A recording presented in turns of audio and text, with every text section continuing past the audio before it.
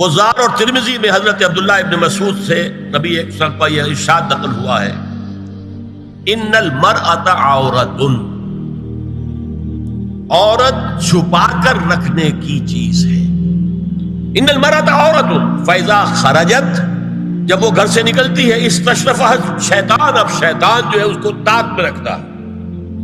واقرب ما تکون بروحۃ ربها وهي فی قعر بیتها، وہ اپنے رب کی رحمت سے قریب ترین ہوتی ہے جبکہ اپنے گھر کے بھی کسی اندرونی حصے میں۔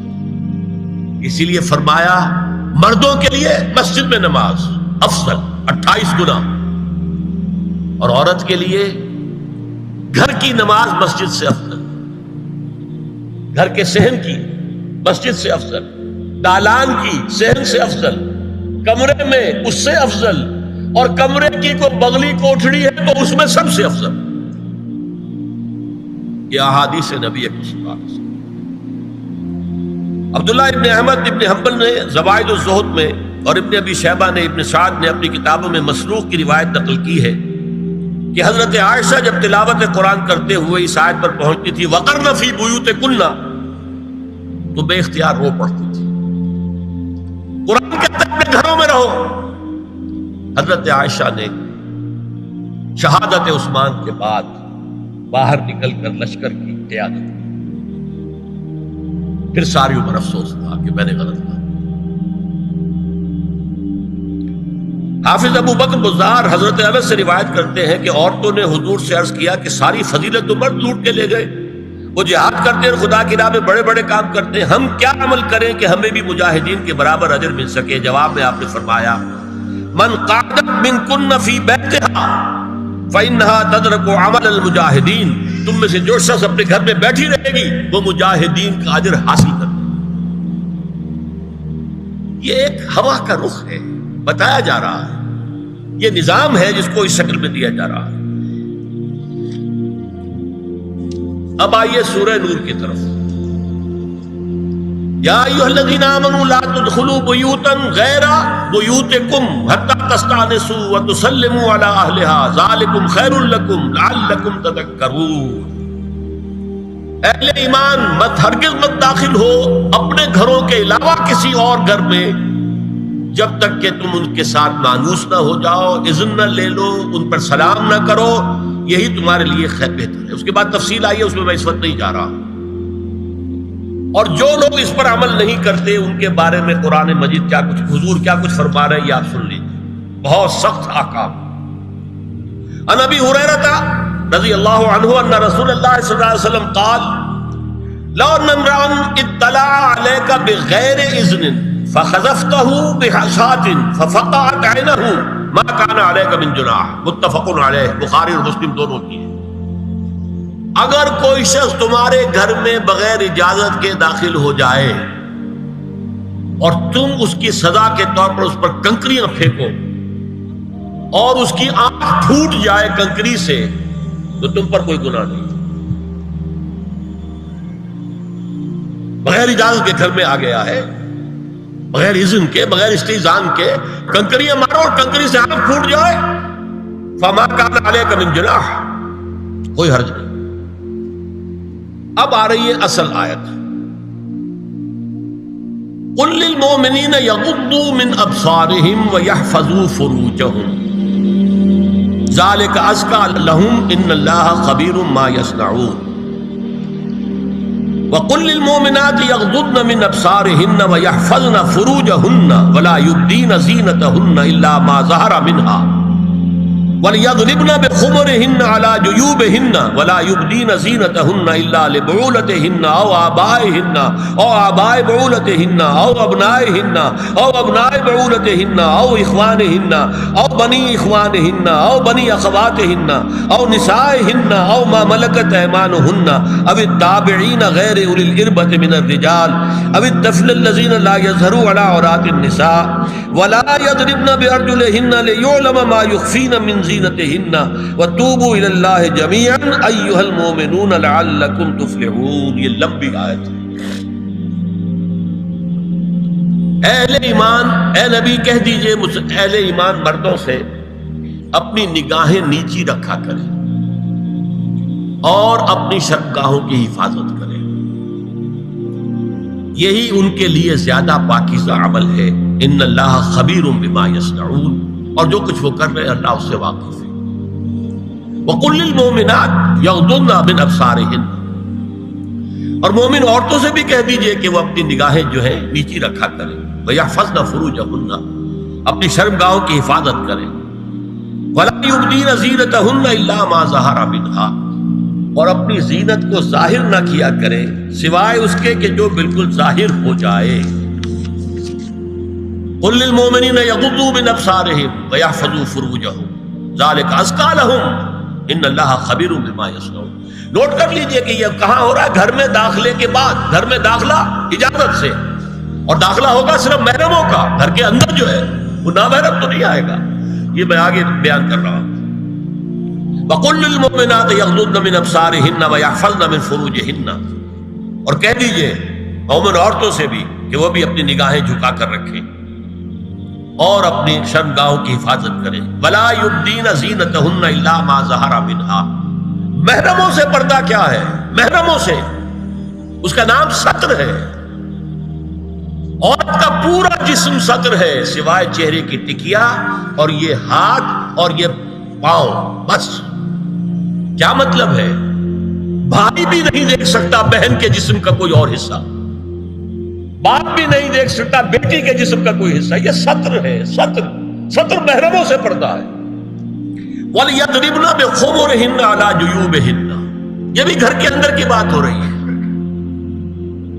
کیونکہ میں پہلے بتا چکا ہوں جلباب ہوتا تھا جب گھر سے باہر نکلتی تھی عورت، تو وہ اپنی چادر لپیٹتی تھی اپنے گرد، چہرہ نہیں ڈھانپتی تھی، صرف چہرے کا حکم دیا گیا اس کے ضمن میں۔ وہ سورہ احزاب کی آیت ہے، وہ رہ گئی، وہ میں بیان کروں گا۔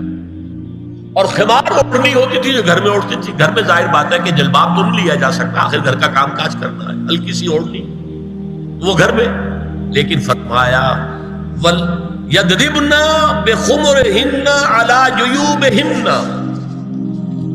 اور انہیں چاہیے کہ اپنی اوڑھیوں کے، بکل اوڑھنیوں کے اپنے سینوں کے اوپر، گریبانوں کے اوپر بھی مار لیا کریں۔ اب اس کے بعد فرمایا وَلَا يُبْدِينَ زِينَتَهُنَّ إِلَّا لِبُعُولَتِهِنَّ، اب یہاں یہ زینت کا لفظ آ رہا ہے چہرے کے، اور چہرے ہی میں کچھ سنگھار بھی ہوتا ہے۔ اب ان کے لیے کہا گیا کہ چہرے کی زینت، اور چہرے کے اوپر اگر کوئی بناؤ سنگھار ہے، زیور ہے، اس کی زینت نہ ظاہر کریں، مگر اب یہ یہاں تفصیلی آئی ہے، جو محرم ہے ان کی تفصیل۔ تو فرمایا کن کے سامنے ظاہر کر سکتی ہے؟ الا لبعولتہن، سب سے بڑھ کر تو شوہر، او آبائہن، اور یہ آپ نے باپ۔ اچھا، باپوں میں نوٹ کی نہیں، باپ حقیقی ہو، اخیافی ہو، اللاتی ہو یا رضاعی ہو، یہ چاروں قسم کے باپ اس میں شامل ہیں۔ جس عورت نے دودھ پلایا تھا اس کا شوہر بھی باپ بن گیا۔ او آبائے بعولتہن، اپنے شوہروں کے باپ، یا ابنائہن، ان کے اپنے بیٹے، بیٹوں میں بھی آئیں گے چاروں، اللاتی، اخیافی، عینی اور رضاعی۔ او ابنائے بعولتہن، اور اپنے شوہروں کے بیٹے، ہو سکتا ہے شوہروں کی اور بیویاں بھی ہوں، تو ان کے بیٹے بھی، جو ستیلے بیٹے ہیں وہ بھی محرم، ان سے کسی شکل میں کبھی شادی نہیں ہو سکتی۔ او اخوانہن، یا ان کے بھائی، او ابنائہن، یا اپنے بیٹے، او ابنائے بعولتہن، یا اپنے شوہروں کے بیٹے، او اخوانہن، یا اپنے بھائی، او بنی اخوانہن، یا اپنے بھائیوں کے بیٹے، او بنی اخواتہن، اپنا بھتیجا، شوہر کا بھتیجا نہیں، اپنا بھتیجا محرم ہے، اپنا بھانجا محرم ہے، شوہر کا بھانجا محرم نہیں ہے۔ او نسائہن، یا ان کی عورتیں، اپنی عورتیں، جان پہچان کی عورتیں۔ او ما ملکت ایمانہن، یا جو ان کے داہنے ہاتھوں کی ملکیت ہے، باندیاں، غلام۔ اس میں عرض کر چکا ہوں کہ اس میں کافی اختلافات ہیں۔ یہ بھی ہے کہ اس سے مراد صرف باندیاں ہیں، غلام مرد ہیں، یہ بھی ہے کہ مرد بھی ہے، اور یہ بھی ہے کہ مرد جب تک کہ وہ بالی ہوگا، لیکن میں اس بحث میں یہاں نہیں جانا چاہتا، یہ پھر فقہ کی بحث ہو جائے گی۔ اب التابعین غیر اولی الاربہ، کچھ ایسے لوگ بھی ہوتے ہیں، کوئی کسی کے گھر میں تو اندھا آدمی رہ رہا ہے، یا کوئی اور کسی وجہ سے کوئی مریض ہے، اسے آپ نے پناہ دے رکھی ہے، انہیں عورتوں سے کوئی سروکار نہیں ہوتا۔ اب الطفل الذین لم یظہروا علی عورات النساء، یا وہ بچے کہ جن پر ابھی عورتوں کے پوشیدہ حالات واضح ہی نہیں ہے، پتہ ہی نہیں ہے انہیں، ابھی انہیں جنس کا کوئی احساس ہی نہیں۔ یہ ہے فہرست جو دی گئی ہے کہ جن کے سامنے عورت کھلے چہرے کے ساتھ اور اپنی جو اضافی زینت بھی ہو، کوئی زیور وغیرہ یا کوئی بھی سرما وغیرہ ڈالا ہوا ہے یا کوئی سرخی کو لگائی ہے معمولی سی، تو اس کے ساتھ آ سکتی ہے، اور یہ وہ رشتے ہیں کہ جن سے کسی حالت میں بھی نکاح نہیں ہو سکتا۔ آگے سنیے، وَلَا يَضْرِبْنَ بِأَرْجُلِهِنَّ لِيُعْلَمَ مَا يُخْفِينَ مِنْ زِينَتِهِنَّ، اور چلتے ہوئے اپنے پاؤں زور سے نہ مارے کہ ان کی زینت ظاہر ہو جائے۔ اگر کوئی پازیب پہنی ہوئی ہے، کوئی جھنجھنو وغیرہ ہے، تو اب اگر پاؤں مار کر چلے گی تو خواہ ذہن جائے گا بیٹھے ہوئے کا کہ کوئی ہاتھ نہیں جا رہی۔ یہاں تک اس کے علاوہ یہ بھی ہے، تعطر کے بارے میں فرمایا ہے کہ اگر عطر لگا کر کوئی عورت گھر سے نکلی ہے، اذا استعارت المرأة فمرت على القوم ليجدوا ريحها فهي كذا وكذا قال قولا شديدا۔ اس ابو داؤد کی روایت ہے، حضور نے فرمایا جب کوئی عورت عطر لگا کر، خوشبو لگا کر نکلتی ہے کہ لوگ اس کی خوشبو سونگیں یا اس کو اوپر مطلع ہو جائیں تو ایسی ہے ایسی ہے، بہت سخت الفاظ حضور نے استعمال کیے کہ جس کو راوی نے نقل نہیں کیا۔ عورت کے لیے خوشبو، عورت کی آواز کا پردہ ہے۔ اب دیکھیے کس حد تک نماز میں اس وقت عورتیں بھی شریک ہوتی تھی، اگرچہ حضور نے فرمایا مردوں کی صف بہترین سب سے آگے والی ہے اور سب سے بری صف سب سے پیچھے ہے، کیونکہ اس کے پیچھے پھر عورتوں کی صف ہوتی تھی، اور عورتوں کے لیے سب سے اچھی صف سب سے پچھلی والی ہے اور سب سے بری سب سے آگے والی ہے۔ سب سے آگے والوں کے سامنے پھر مرد ہوتے تھے، ان کی پشت ہوتی تھی۔ تو اسی طریقے سے اگر غلطی کی ہے تو مرد جو ہے کہے گا سبحان اللہ، امام سے غلطی ہو گئی ہے، مرد کیا کہے گا؟ سبحان اللہ۔ عورت کیا کرے گی؟ اپنے ایک ہاتھ کے پشت پر اپنا ہاتھ مارے گی، اپنی آواز نہیں نکالنی، آواز کا پردہ، چھونے کا پردہ یہاں تک ہے کہ حضور نے کبھی کسی عورت سے ہاتھ نہیں ملایا، اور آپ جب بیعت بھی لیتے تھے تو بس زبانی الفاظ کہلوائے اور کہا ٹھیک ہے بیعت ہو گئی، یا ایک کپڑا پکڑا، اس کا ایک سرا اپنے ہاتھ میں دوسرا سرا اس خاتون کے ہاتھ میں، یا ایک تشت کے اندر پانی بھرا، اس میں ایک طرف اس نے انگلیاں ڈال لی اور ایک طرف حضور کی انگلیاں۔ لیکن مسافر لا اسافر النساء، ایک دفعہ ہوا بھی کہ بعض خواتین نے جب بیعت کی ہے تو پھر انہوں نے ہاتھ آگے بڑھایا مسافر کے لیے، حضور نے فرمایا انی لا اسافر النساء، میں عورتوں سے مسافرہ نہیں کرتا۔ یا ایھا النبی قل لازواجک وبناتک ونساء المؤمنین یدنین علیہن من جلابیبہن ذالک ادنی ان یعرفن فلا یؤذین وکان اللہ غفورا رحیما۔ اے نبی صلی اللہ علیہ وسلم کہہ دیجئے اپنی بیٹیوں سے اور اپنی بیویوں سے اور مسلمانوں کی خواتین سے۔ اب دیکھیے یہ سورہ احزاب ہی میں ہو رہا ہے، شروع میں یا نساء نبی سے بات چلی، استیزان بھی صرف نبی کے گھر میں داخل نہ ہو اذن کے بغیر، آگے چل کر سورہ احزاب ہی میں عام بھی کر دیا، قل لازواجک وبناتک ونساء المؤمنین، کہہ دیجئے اپنی بیویوں سے، اپنی بیٹیوں سے اور اہل ایمان کی خواتین سے، یدنین علیہن من جلابیبہن، کہ وہ اپنے چہروں کے اوپر اپنی جلباب کو لٹکا لیا کریں، چہرہ چھپ جائے۔ اب اس کی تفسیر میں چاہتا ہوں کہ آپ کو جو مختلف مفسرین نے کی ہے وہ آپ کے سامنے میں رکھوں۔ حضرت عبداللہ ابن عباس نے اس آیت کی جو وضاحت فرمائی ہے اسے حافظ ابن کثیر نے اپنی تفسیر میں اس طرح نقل کیا ہے، اللہ نے مسلمان عورتوں کو حکم دیا ہے کہ جب وہ کسی کام کے لیے گھروں سے نکلیں تو اپنی چادروں کے پلو اوپر سے ڈال کر اپنا منہ چھپا لیں اور صرف ایک آنکھ کھلی رکھیں، دونوں آنکھیں بھی غلط ہیں۔ اور سن لیجئے ابن جریر اور ابن منذر کی روایت ہے کہ محمد بن سیرین یہ ایک تابعی ہیں نے حضرت عبیدہ السلمانی یہ صحابی ہیں سے اس آیت کا مطلب پوچھا. انہوں نے جواب میں کچھ کہنے کی بجائے اپنی چادر کو اس طرح اوڑھا کہ پورا سر اور پیشانی اور پورا منہ ڈھانک کر صرف ایک آنکھ کھولی رکھی. اور سنیے ابو بکر بن عبداللہ ابن عربی نے یدنین علیہن من جلابیبہن کا مفہوم ان الفاظ میں بیان کیا ہے تغطى به وجهها حتى لا يظهر منها الا عينها اليسرى.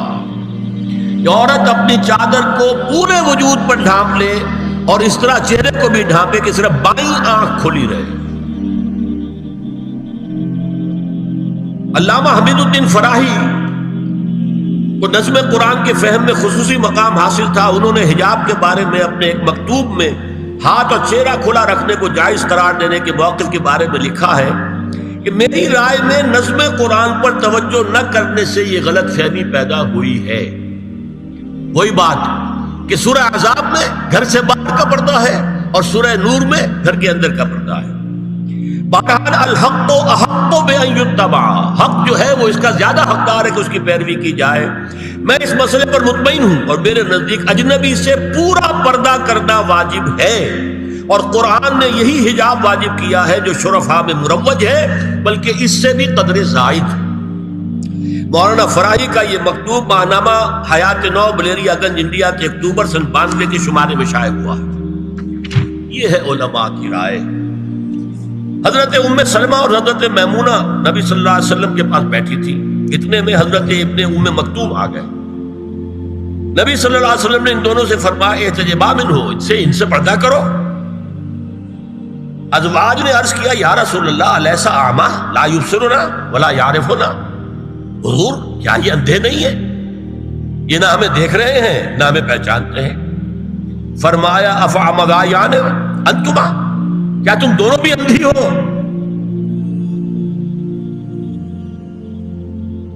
الا تبصران ہی، کیا تم نہیں دیکھ رہی ان کو؟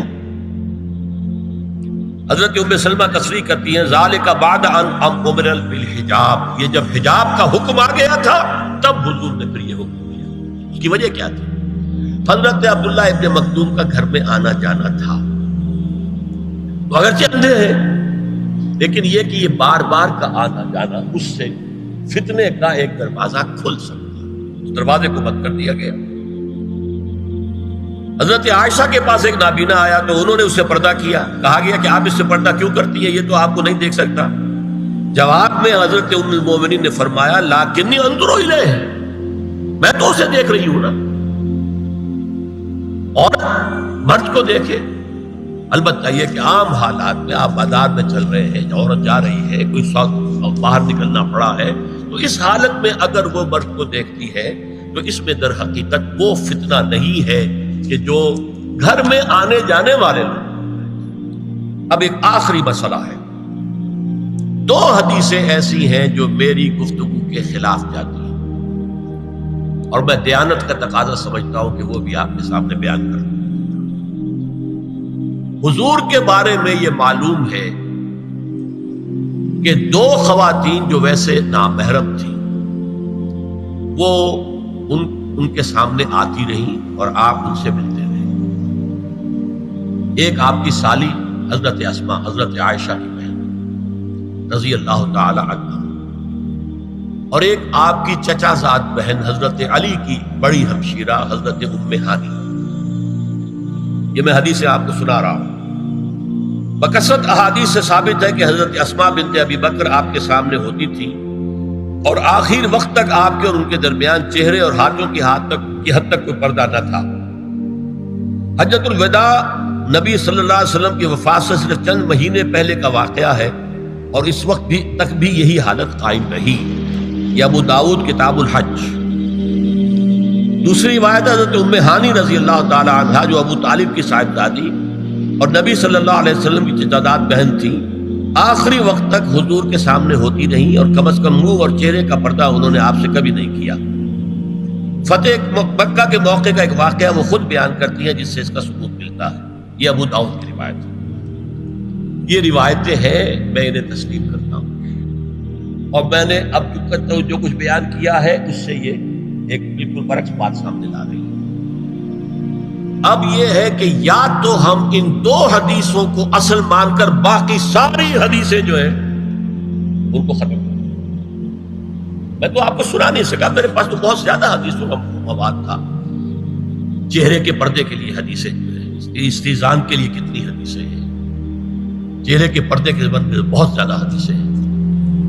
حضرت ام خلاد ایک خاتون تھی، ان کا بیٹا ایک غزوے میں شہید ہو گیا، وہ اس کے بارے میں کچھ پوچھنے کے لیے حضور کے پاس آئی، صحابہ بیٹھے ہوئے تھے، انہوں نے نقاب ڈالا ہوا تھا، منتقبۃ، نقاب کا لفظ بھی حدیث میں موجود ہے۔ اور یہ لوگ کہتے ہیں نقاب تو جو ہے یہ بعد کی پیداوار ہے، یہ لفظ کوئی ہے ہی نہیں۔